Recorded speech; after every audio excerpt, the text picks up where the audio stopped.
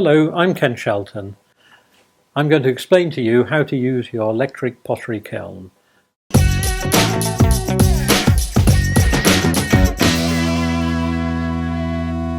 Inside the kiln, we'll start with the inside. We have insulating bricks, very interesting bricks. These are derived directly from NASA technology, space age technology, and they're highly efficient insulators of heat. In other words, they keep heat enclosed within the kiln. So you've got insulation bricks. These have been developed over recent years, and they're progressively getting more and more efficient as time goes by. They don't have an awful lot of mechanical strength, illustrated here by a crack in the wall of the brick. It's not a major problem. Kiln bricks do crack over time, and it won't be detrimental to the performance of the kiln, but just to illustrate that the bricks don't have that enormous mechanical strength that you might expect from a house brick, for example. Inside the kiln you've got heating elements. Now you'll be familiar with heating elements from electric fires. An ordinary domestic electric fire works in the same way. It's a heating element. You pass a current through it and it glows red and sends out heat, radiated heat within the kiln. Elements in this case, both sides and also in the bottom. So these elements are supported on tubes. There are various ways of holding elements within the kiln.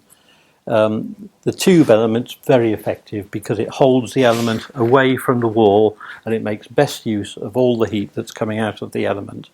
The next thing we have in, which is the thermocouple in the back wall.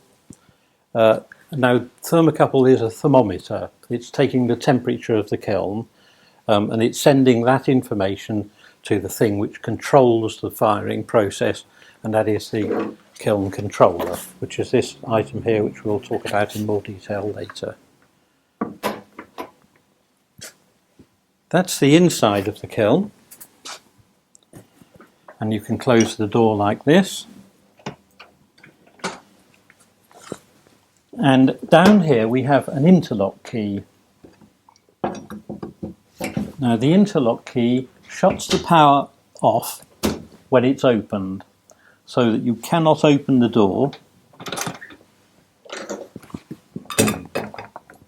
like this without undoing the interlock key. And that isolates the power from the elements within the kiln to make it safe. Outside of the kiln we have knobs to secure the door shut. And on top of the kiln we have a flue.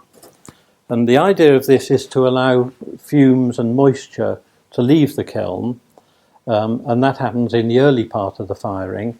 And then when the firing heats up at around 500 or 600 degrees, you would put the bung in place to make best use of the heat generated within the kiln. If you left the bung in all the time, then you would find that fumes and moisture in particular are travelling through the brick and might condense inside the jacket of the kiln, causing rusting.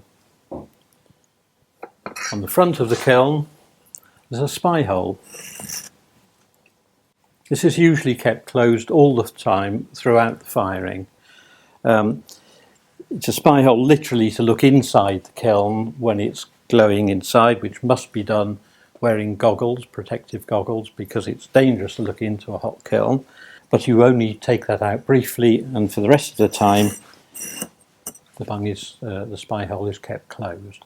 Incidentally, it is useful to open it to allow cooling of the kiln, to enable cooling of the kiln later on after the firing as well.